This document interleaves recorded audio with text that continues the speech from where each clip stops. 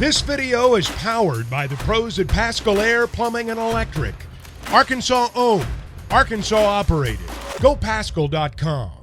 Andrew covering the Razorbacks for HawgSports.com, part of the 24/7 Sports Network. Andrew is at Baum-Walker Stadium right now, so I'm a little bit jealous. Hey, Andrew, what's going on? How are you?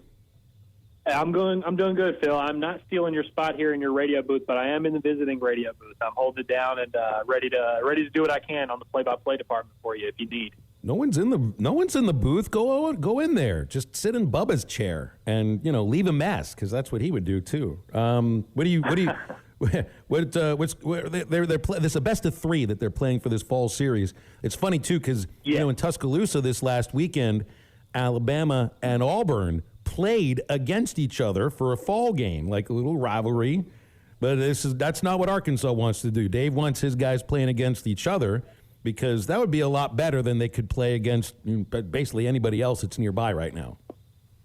Well, and honestly, I'll tell you a big factor in it is this year they have so many position players. I mean, last year I feel like that was a strength of Arkansas's team, is the position player depth they had, where you saw that when guys went down with injuries, they were kind of able to mix and match because they had the pieces to do it and the guys on the bench that they really hadn't had in previous years. But, man, just looking at these fall lineups, you look at both sides and you're like, man, that'd be a pretty good starting lineup, and that's them splitting the team into two teams. I mean, they have legitimate competition going around all over the field. So playing against another opponent where you have to trim it down to 9 players.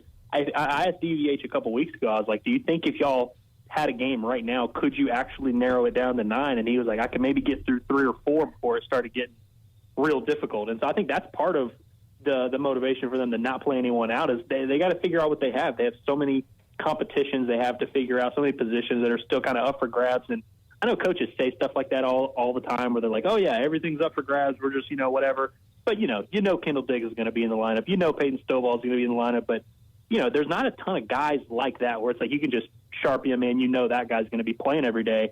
I think there's a lot to figure out with this Arkansas baseball team, especially from a position player standpoint. But that's what makes this fall so fun. It's so competitive. And, there's going to be some really talented baseball players who don't end up in that starting lineup by the end of the year.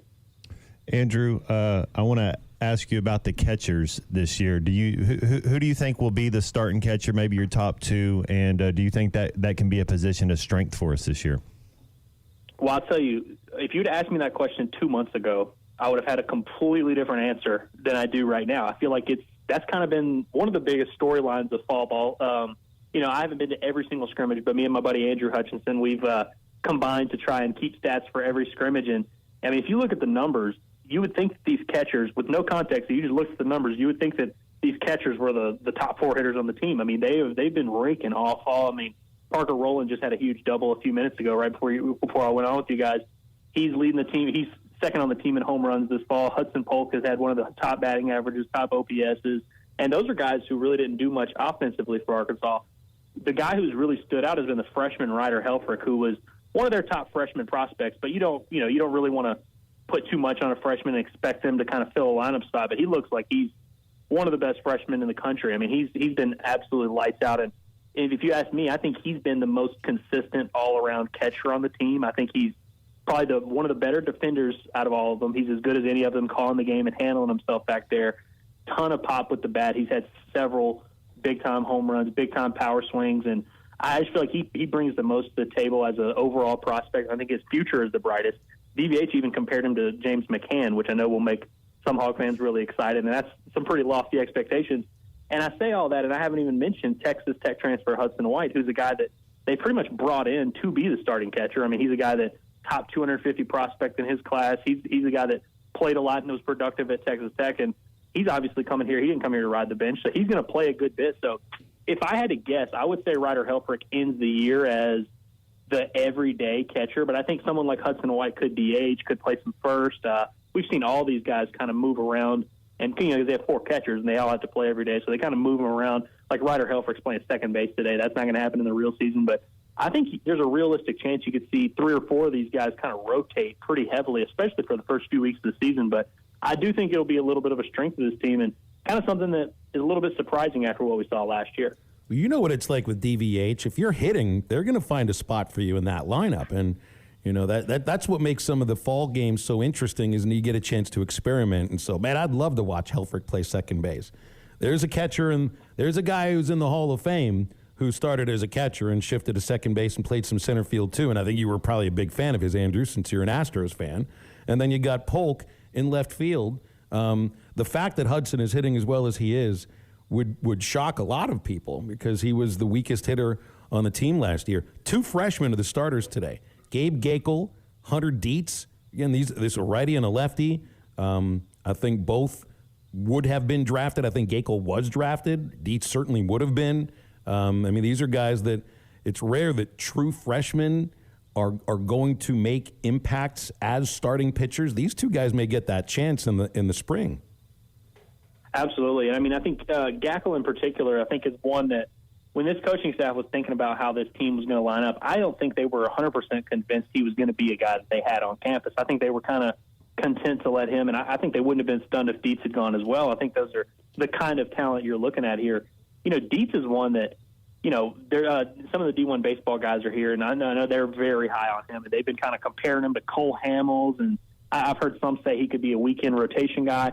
I'm not ready to go that far because I think this team has enough talent. They have kind of a set rotation with Mason Molina, Brady Tiger, and Hagen Smith already. But I think Hunter Dietz, he has some command that he still needs to work out, but left-handed, gets the ball up in the mid-90s, hard slider. Like that combination has a pretty high floor. I feel like it's going to be hard for him to not have at least some success. And I think he could be a really valuable piece for them, maybe as like a late-inning, high-leverage reliever that they could bring into high spots. As a starter, I think Gakel has maybe the most upside of all the freshmen. I mean, he really mixes speeds well, has the velo. I mean, he struck out Ryder Helfrich on the first guy he faced today with a 96-mile-an-hour fastball up in the zone, mixes in the big breaking ball, has a little bit of a changeup he's developing a feel for.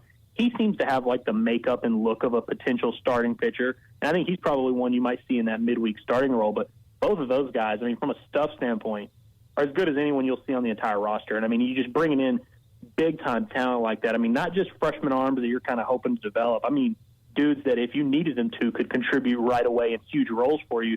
Beauty of what Arkansas has going on is this pitching staff has so much experience and so many different skill sets kind of already established. They don't have to rely on these freshmen to do too much for them. If they end up contributing, cool, but it's not like they're depending on Gabe Gakel to come in and be a weekend starter, depending on Hunter Dietz to be a closer or anything like that. But I think you could see both of these guys and a few of these other freshmen. I mean, pretty much every freshman they bring out here, man, they 93, 95. I mean, they're just big-time stuff. I mean, just all the way down the line. I mean, dudes that really have no chance at contributing are even still showing impressive stuff in these scrimmages. So it's been really competitive, and this kind of atmosphere is great for these guys to thrive in. And I've really enjoyed watching these 2 freshmen kind of have to work through some struggles here in some of these scrimmages. So you and Hutch are keeping stats, huh? Hutch is really good. Hutch is the man with spreadsheets and all of that stuff. It's not to say that you are, but Hutch is really good at this. Is this a competition or is it teamwork? No, it's team. It's absolutely teamwork. Well, and part of it is, you know, there's scrimmages usually about 2 to 3 a week, and we're not able to make it to every single one. So we usually try to have at least one guy boots on the ground. And I want to shout out my guy Daniel Shee. He's a student at the University of Arkansas who's helping out with the Traveler. He has filled in for us a couple times and contributed. And so I'm not good at the spreadsheet stuff. I'm just good at scoring baseball games and watching ball and talking ball. So I go score it and I send it to Hutch, and then he does the spreadsheet thing. And so we kind of have this nice little thing. And, you know, these are unofficial numbers, and it's not a huge sample size, but I feel like it's really helpful for us to kind of contextualize some of what we're seeing here in the fall. And so it's been really fun to watch. And, yeah, we've had a good little operation going so far. Give me a thought on the infield. You know, you're hopefully Peyton Stovall comes back healthy from shoulder surgery. I know they don't expect him to play in the fall, but they're certainly hoping he'll be ready to at least, you know, be in the lineup once you get into February. And he'll be either at second base if that arm is good, or, you know, you see him at first base. And maybe McLaughlin plays a little first base. I think they'd like to get his bat in that lineup too. The left side of the lineup, or the left side of the infield, is all totally being remade. You know, you lose Caleb Cali, you lost John Bolton without eligibility. I'm really interested in Wahiwa Aloy. Nolan Souza from Hawaii, freshman, I think is going to probably get a chance to contribute. You've brought in other guys that can play third base. What do you think on the left side of the infield? Well, I'll tell you, the one thing that's become abundantly clear, it took about 5 seconds of fall practice to get this one. Vahiva Aloy is a starting shortstop, and he might be the most talented player on the entire team, bar none. I knew he was good. I mean, you look at his numbers as a freshman at Sacramento State, you don't do what he did, even in obviously it's not the SEC, but you don't hit 375 as a true freshman in college baseball unless you got something going on. He's a better defender than I expected. His defensive numbers weren't great. I didn't go back and watch this dude's film. I wasn't watching Sacramento State games to really investigate, but I saw the numbers were a little bit iffy, and so I was kind of like, okay, we'll see what we got here. But, man, he's been lights out, and I asked him about it the other day, and he said that almost all of his errors last year were throwing errors, and that, it's after like 2 days of working with his coaching staff, they kind of fixed something mechanically, and his kind of cleaned up some of his mechanics there in terms of throwing to first base, and it hasn't been an issue since. So it's like, he body type, he's a lot like Jalen Battles. But Dave Van Horn actually said he's a little bit bigger and stronger than Battles was at this point in his career. Jalen, by the time he left Arkansas, had filled out pretty nicely and had a ton of power that he was showing. But he was a little bit more naturally stronger, just a big-time athlete, really imposing figure out there at shortstop, kind of like the modern 6'2", 6'3". And back in the day, it was shortstops. You really didn't see that many big ones, but he's kind of fitting the modern bill of what a shortstop looks like in 2023. And, he's shown big-time power to all fields. He mishits a few balls that somehow sneak out of right field. He just oozes talent, and he's such a smooth athlete, and he seems to be getting better and better in the field every day. I think sky's the limit for what he can do, and DVH has said as much as that he's the starting shortstop. There's not really much of a conversation there. Third base is a little more interesting. Peyton Holt is a guy that, obviously everyone saw what he could do and the kind of spark he can bring to a lineup last year down the stretch, and I think that it was a little bit of a question mark because it's like, okay, do you pencil him into a spot? If you do, where's that spot at? He had a lot of success at second base, but you would assume Stovall is going to be there. But the place I really think Peyton Holt is kind of separated from the gap. I think at third base he's the most solidified option they have so far this fall. He's performed as well as anyone at that spot. He's defended well. He's hit 320 in the scrimmages that we've been able to see. He's been really consistent, and he brings that energy, like that I mentioned, that it's just obvious. You're watching Peyton Holt play baseball. He just goes all out all the time. He's making diving plays. He's hustling out down the first baseline. He just brings it every day. And now that he's fully healthy, he played down the stretch last year pretty banged up. But now that he's healthy, I think he's kind of, solidified his claim as a starter and a leader for this team. And I think third base is going to be the most likely spot we see him at. And he's done a good job there. So I feel like those two positions for the offseason are kind of question marks. But the two guys that are going to end up there, in my opinion, Holt and Aloy, really big-time pieces that are going to be as important as anyone in this Arkansas lineup. And, Peyton Stovall is the interesting one because, again, we haven't been able to watch him this fall. He was hurt down the stretch last year. Plays through that injury a little bit, which I think is skewing some people's perception of him. But DVH has said he's going to be the second baseman when he's healthy. They expect him to be ready for the season. Until told otherwise, I'm just going to expect that to be the case, that he's going to be at second base when he's healthy. First base is kind of I would say on the infield, that's the biggest question mark to me because I think you have guys like Ben McLaughlin, Jack Wagner, the transfer from Tarleton State. Maybe Jason Jones kind of fills in there. You have Reese Robinette. There's a few other options. I think that's going to be just kind of whoever has the hot bat. I think you could see a little bit of a rotation there.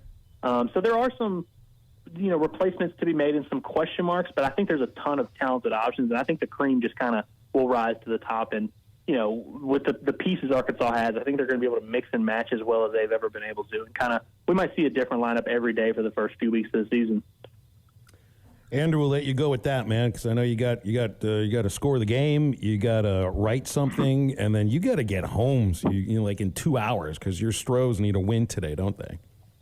They absolutely need a win, and they're going to get a win today. And I'm just glad that we didn't have to talk football today, Phil. I really appreciate it. Really enjoyed talking to them baseball. BetOnline is your #1 source for all your betting needs. Get the latest odds, lines, and matchup reports for baseball, boxing, golf, and more. BetOnline continues to be the fastest and easiest way to place your wagers, including live betting and your favorite casino and card games available to play right from your phone. Head to the website or use your mobile device to sign up today and get in on the action. Remember to use our promo code BELIEVE, that's BLEAV, for your 50% welcome bonus on your first deposit. Bet online, where the game starts.